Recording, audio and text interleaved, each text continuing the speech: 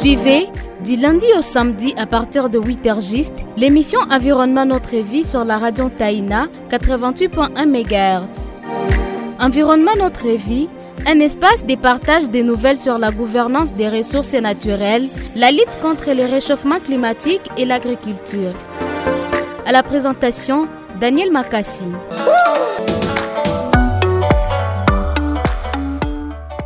Bonjour mesdames et messieurs, bienvenue à l'écoute de votre magazine Environnement Notre Vie. Dans ce magazine aujourd'hui, nous parlons de la Journée internationale de la forêt, une journée qui est célébrée chaque 21 mars de l'année. Je suis Daniel Makassi à la présentation de ces magazines. À mes côtés, nous avons 3 jeunes étudiants pour la co-présentation de cette émission aujourd'hui.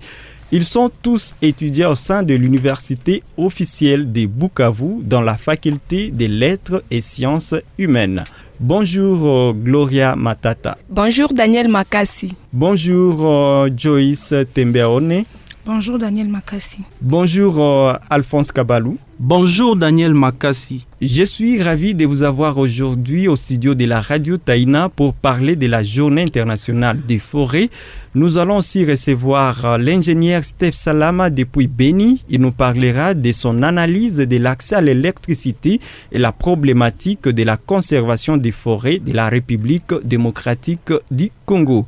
Gloria Matata, parle-nous de Steph Salama. Qui est-il ? L'ingénieur Steph Salama Mbalou est un jeune de nationalité congolaise.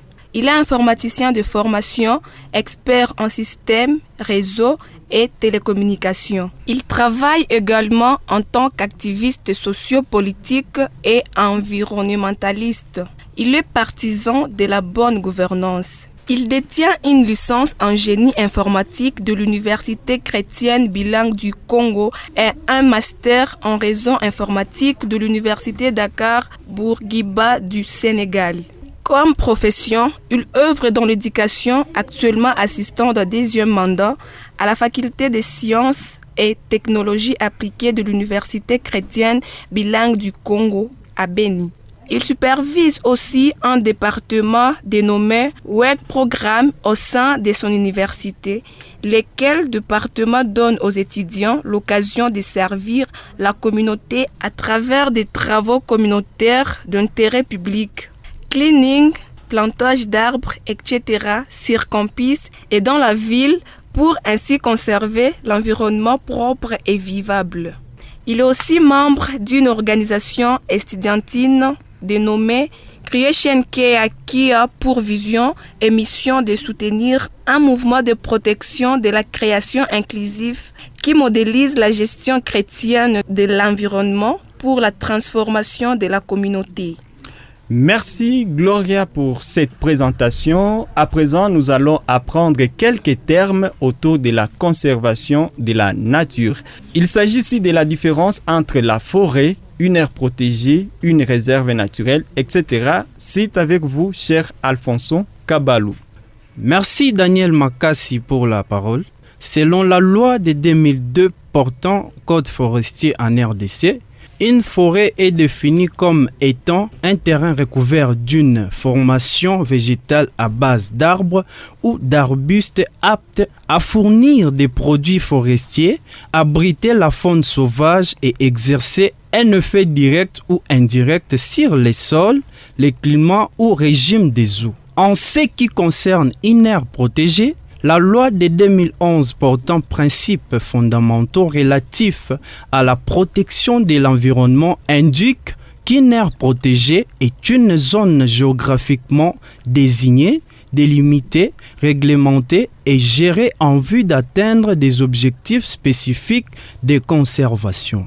C'est comme par exemple le parc national de Virunga. C'est une aire protégée pour plusieurs raisons, notamment la protection de sa richesse en biodiversité et ses espèces de grands singes tels que les gorilles des Grauer. Parlons aussi d'un espace vert. De manière générale, un espace vert fait référence à un espace à dominance végétale. Il peut s'agir de pelouses, de l'herbe, des arbres d'origine naturelle ou anthropique. Un espace vert peut être situé dans un environnement urbain ou bâti. Dans un environnement urbain, Nous pouvons parler par exemple du rond-point Baie des Gels, qui est un espace vert ouvert au public en ville de Goma. Une réserve naturelle par contre est définie comme la conservation de la faune, de la flore, du sol, des eaux. Et en général, c'est lorsque la conservation d'un milieu naturel présente un intérêt spécial et qu'il importe de soustraire ces milieux à toute intervention susceptible d'en altérer l'aspect, la composition et l'évolution. Merci beaucoup Alfonso Kabalou pour l'explication de ces quelques terminologies au cours de cette émission Environnement Notre Vie. Aujourd'hui, nous sommes en train de parler de la Journée internationale des forêts, une journée célébrée chaque année en date du 21 mars. Joyce Tembeaouone, quel est le thème qui a été retenu pour cette année 2023? Le thème choisi pour l'année 2023 dans le cadre de la célébration de la Journée internationale de forêt est le forêt et la santé. Cette journée vise à sensibiliser le public aux valeurs, à l'importance et à la contribution de forêts à l'équilibre du cycle de vie sur Terre. Les forêts sont très bénéfiques pour notre santé. Elles purifient l'eau et l'air. Les forêts nous offrent de la nourriture et des médicaments. Elles contribuent aussi à l'amélioration de notre bien-être. Il est donc vital de préserver ces ressources naturelles. Selon le psychologue clinicien Semou Sikoulimwenge Vincent, la dégradation de la biodiversité et la crise climatique impactent négativement la santé mentale des populations. Il estime que la gestion durable des forêts et de l'environnement en général permettrait de réduire les risques de traumatisme dus à la pollution, à des inondations ou aux fortes chaleurs issues du réchauffement climatique. Merci Joyce. Le réchauffement climatique nous affecte tous. En plantant un arbre, nous contribuons à la réduction des impacts du changement climatique dans le monde. Ceci est un message de l'émission Environnement Notre Vie sur la radio Taïna.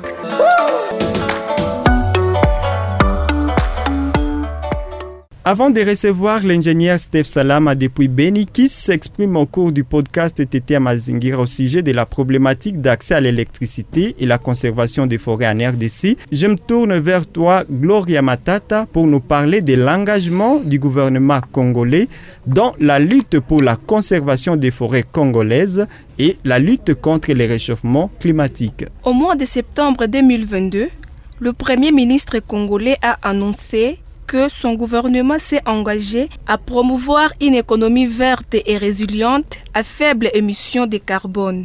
Il a dit lorsqu'il était à Yangambi, en territoire d'Issangi, dans la province de la Tchopo, en prélude de la COP27 qui a eu lieu en Égypte en 2022. Le Premier ministre Sama Lukonde a dit dans son discours, je cite, « Le changement climatique est aujourd'hui le phénomène au centre des enjeux économiques, politiques et environnementaux à cause duquel les États sont appelés à poser des actions concrètes en vue d'éviter le cataclysme climatique planétaire. Face à la triple crise planétaire, changement climatique, perte de la biodiversité et pollution, la RDC se présente désormais comme pays solution. » Fin des citations. Merci Gloria. Recevons à présent l'ingénieur Steph Salama pour nous parler de son analyse à ce qui concerne la problématique de l'accès à l'électricité et la conservation des forêts en RDC. On écoute ici Steph dans cet extrait tiré du podcast Tetea Mazingira. La RDC est l'un des pays qui pollue le moins et possède le deuxième puits de carbone du monde, après la forêt de l'Amazonie.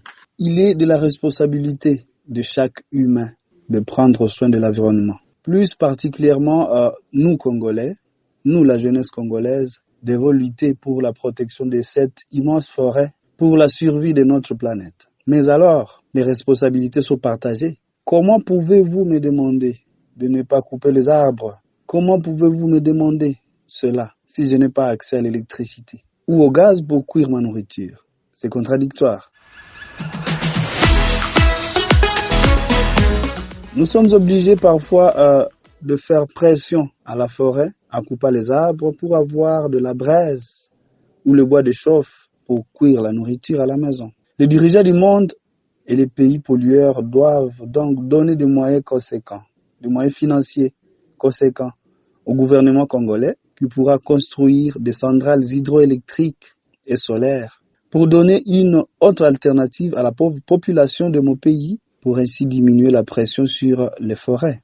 Je voulais aussi demander aux dirigeants du monde et à la communauté internationale de venir en aide au gouvernement de mon pays pour rétablir la paix et éradiquer les groupes armés. Sans la paix, il sera difficile, voire même impossible de protéger l'environnement et de bien prendre soin des aires protégées. Tous ces pays et ces multinationales qui financent la guerre en République démocratique du Congo doivent arrêter, doivent renoncer à leurs intérêts égoïstes pour l'intérêt général de toute l'humanité et pour le survie de notre planète. À la jeunesse congolaise et du monde entier, je demanderai à chacun de prendre la lutte contre le réchauffement climatique une lutte personnelle, de prendre soin de l'environnement autour de nous, de planter plus d'arbres, de polluer de moins en moins pour l'avenir de notre chère planète. Merci Stéphane Salama. Je vous remercie. Merci beaucoup à l'ingénieur Steph Salama pour son analyse au cours de cette émission. Nous arrivons à la fin de ces magazines Environnement Notre Vie aujourd'hui sur la radio Taïna 88.1 MHz émettant depuis la ville de Goma dans l'est de la RDC. À travers ces magazines, nous avons parlé de la Journée internationale des forêts, une journée célébrée chaque 21 mars de l'année. Cette année 2023, cette journée a été célébrée sous le thème « Les forêts et la santé ».